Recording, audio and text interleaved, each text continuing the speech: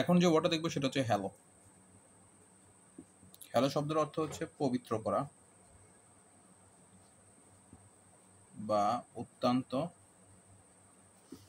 সম্মান করা, আচ্ছা, বা পূজনীয়।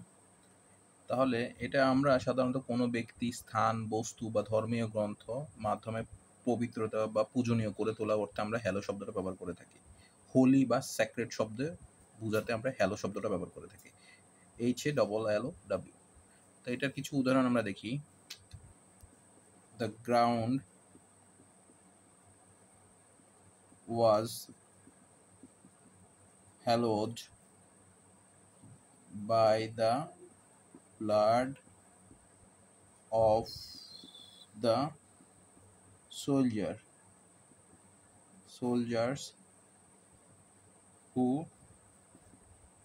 died defending it.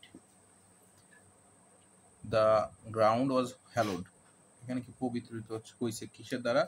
অর্থাৎ সৈন্যরা এটি রক্ষা করতে গিয়ে প্রাণ দিয়েছে, তাদের রক্তে এই ভূমি কি হ্যালোড, স্যাক্রেড, বা আমরা একটা বলতে পারি হোলি।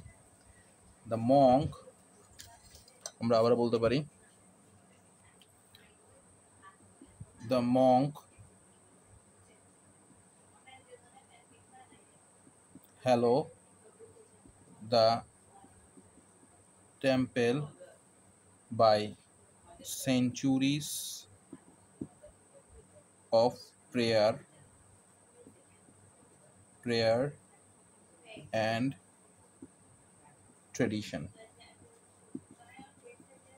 তাহলে মঙ্কস হ্যালো দ্য টেম্পল, তাহলে শত বছরের প্রার্থনা ঐতিহ্যের মাধ্যমে সন্ন্যাসীদের মন্দিরটাকে কি করেছে? পবিত্র করে তোলে।